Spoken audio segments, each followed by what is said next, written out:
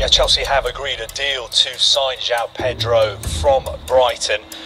The fee is more than £50 million and the player will sign a 7-year contract.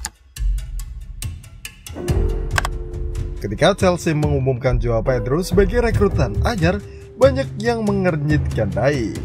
Apa yang sebenarnya dilihat The Blues dari penyerang Brasil ini? Sosok yang bahkan di Brighton lebih sering jadi fasilitator ketimbang finisher. Tapi beberapa hari usai diperkenalkan ke publik, João Pedro langsung bikin gambar. 2 gol indah di semifinal Piala Dunia antar klub jadi semacam penanda awal. Hei, saya bukan penyerang biasa, tapi benarkah ia bisa jadi kunci kebangkitan Chelsea? Atau justru sekadar pesta satu malam yang cepat dilupakan? Langsung saja kita simak analisis berikut ini.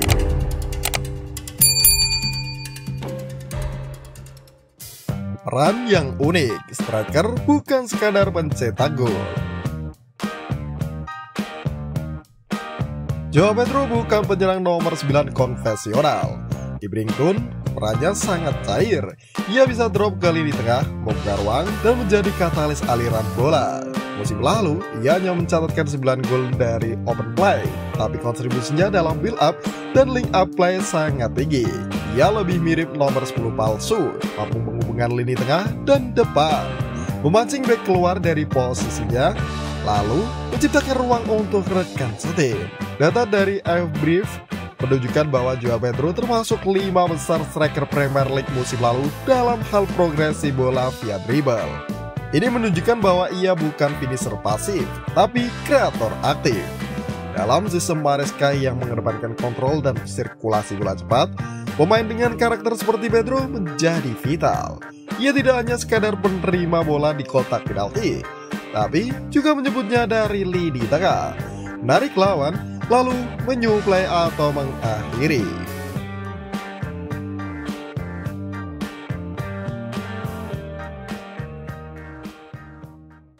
Gol versus gaya, ketimpangan yang belum selesai.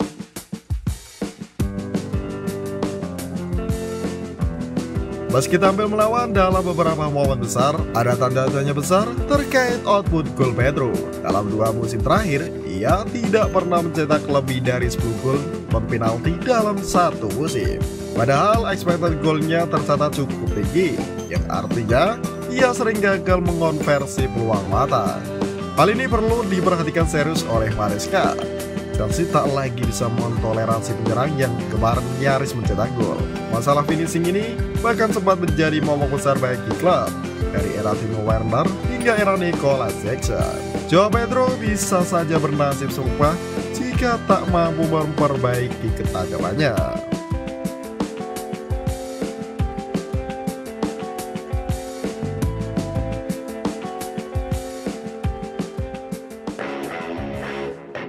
Statistik tanpa bola, senjata rahasia Pedro. Di luar statistik menyerang, Pedro memiliki satu senjata yang tak banyak dimiliki striker muda. Intensitas pressing, ia agresif ketika tim kehilangan bola, paham menutup jalur umpan dan bekerja sebagai bagian dari unit pressing, bukan sekadar pemburu bola liar.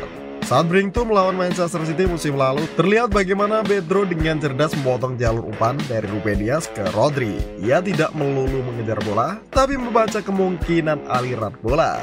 Ini aspek yang sangat cocok dengan filosofi Maresca yang ingin membuat fluid pressing system, di mana setiap pemain tahu kapan menekan bukan asal berlari.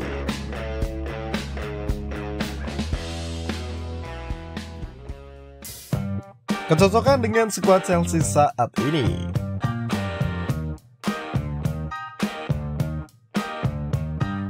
Masalahnya, sistem yang mengandalkan João Pedro sebagai kreator tidak akan berjalan jika tidak didukung oleh pemain-pemain pelari di sekelilingnya. Di Brighton, ia punya Kaoru Mitoma dan Simon Adingra, 2 pemain yang rutin menembus ruang di belakang bek lawan. Chelsea, hal ini bisa didelegasikan pada Cole Palmer dan Pedro Neto. Namun, belum ada jaminan bahwa sinergi akan terbentuk secepat itu. João Pedro butuh pemain yang tahu cara membaca neatnya, bukan hanya cepat, tapi cerdas dalam bergerak. Jika tidak, maka peran Joao Pedro akan tampak stagnan dan ia bisa saja kembali tereduksi jadi striker yang tidak mencetak gol.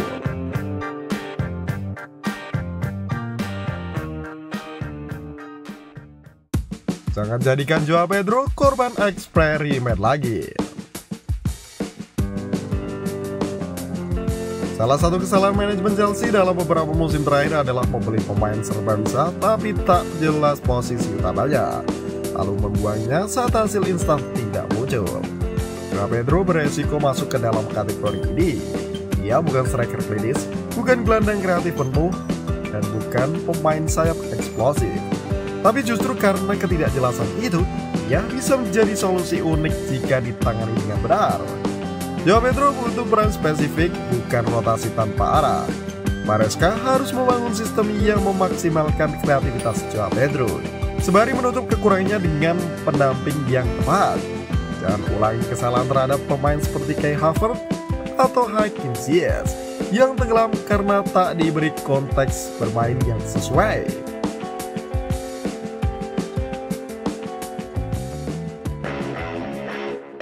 Joao Pedro bisa jadi kunci, tapi butuh kunci juga. Joao Pedro adalah puzzle langka. Ia bisa menjadi pemain pembeda jika sistem bekerja untuknya. Tapi, ia juga bisa menjadi satu lagi pembelian mahal Chelsea yang gagal bersinar jika diberikan mengembara tanpa peran jelas. Dengan usia yang masih 23 tahun, potensi Joao Pedro masih sangat besar. Tapi potensi saja tak cukup di Premier League. Jika Joao Pedro diberi kepercayaan, peran spesifik dan koreksi bermain yang mendukung, ia bisa menjadi hidden game Chelsea musim ini. Tapi jika tidak, Stamford Bridge akan kembali punya satu nama baru dalam daftar pemain yang datang dengan harapan besar, lalu pergi dengan kekecewaan yang lebih besar.